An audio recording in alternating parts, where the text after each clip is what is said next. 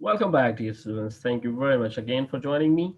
My name is Hameed Asghar, and on behalf of Institute of Freelancing, I welcome you all. We are providing variety of trainings under Institute of Freelancing that includes a variety of softwares that vector as well as the raster, as well as the web development, animations, audio video editing, and plenty of things like this. But this is a lecture which is related to the CorelDRAW sequence of the lecture. And today we have reached to the tool is the blend tool. So for the blend tool, as you all know, you must have to have two objects that create a progression between one to two different type of objects. For example, have a look at this. This is the first object. That's a square and that's a circle. There are two different type of projects. Let me bring it to somewhere here, and we have to blend this box into this shape. Means this shape into this shape. Now, rather than I should be speaking, it should be a box. You can name it any. You can create this type any shape. You can make it of this shape, and you can make of this shape. If you are interested to convert this shape into this shape, you have to use the blend tool. For example, here is the click on the center point and bring it to here. Here you can see that's the progression that is readily available. And as soon as you click here, by default, the steps are 20.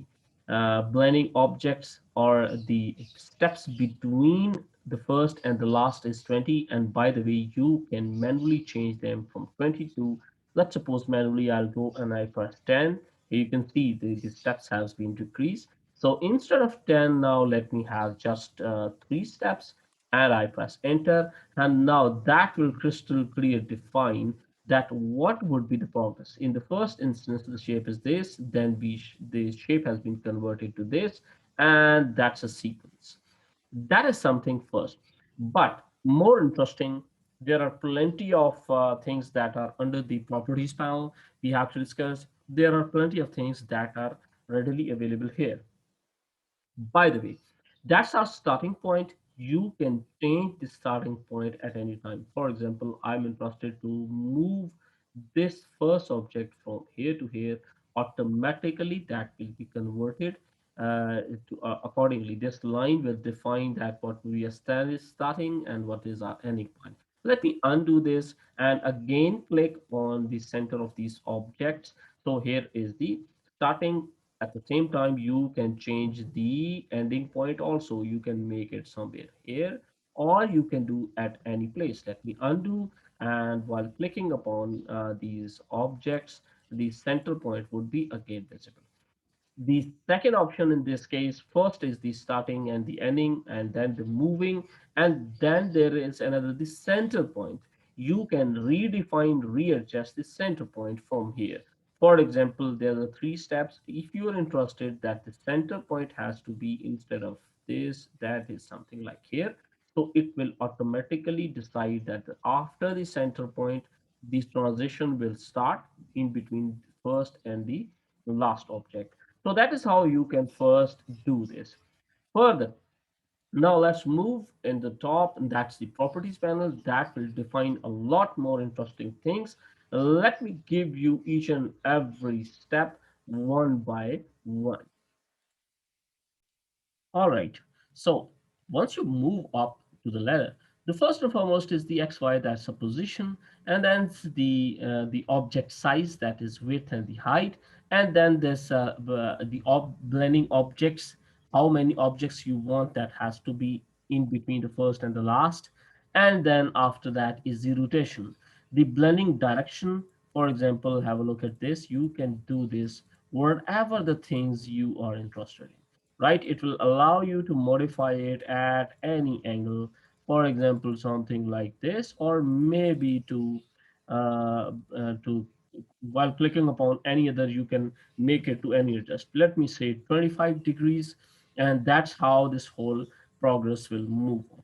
So the next in this is the loop blend. Loop blend, which in factly allows you to do something like this, right? It will be a kind of a circular shape in which you can create any type of blend. If you have the more points, something like so obvious, that will give you crystal clear visible direction. Let me undo this. Let me get it into the center. And that's how you can proceed the clockwise and the anti-counterclockwise. And that will decide the direction of the blendings, right? And other than that is the size acceleration. And let me give you another option. And that is, what if we can create the same thing into the colors? Let me pick up the first one and fill any odd color. And let me have this one and have a look at this. Automatically that will define the blend. So let me click here and let me undo on the size acceleration as well as the clockwise. That's the direct blending tool, means that has the color has to be changed automatically. That will be changing this to from this to this. So that is something you always have to keep in your mind.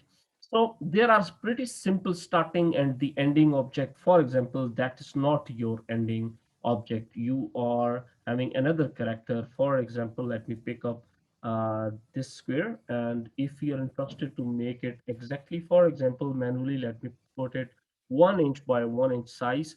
And then I'm going to rotate this to 45 degrees so that it should be a kind of triangle. Or maybe let me do the same. I mean, this has to starting point is this, should be the ending point. And let me change the color also so that it should be clearly signifies. So let me pick up this again, as this is the blending option. So as soon as it gives reaches back to this option, once I click in the center, here is the ending point. Let's suppose I'm going to change the new end. So as soon as I click on this, the icon or the cursor is asking me, let's define what exactly is your ending point now. So let me click here, and here is my ending point. And you see automatically the blend is automatically changing to this circular now to this one.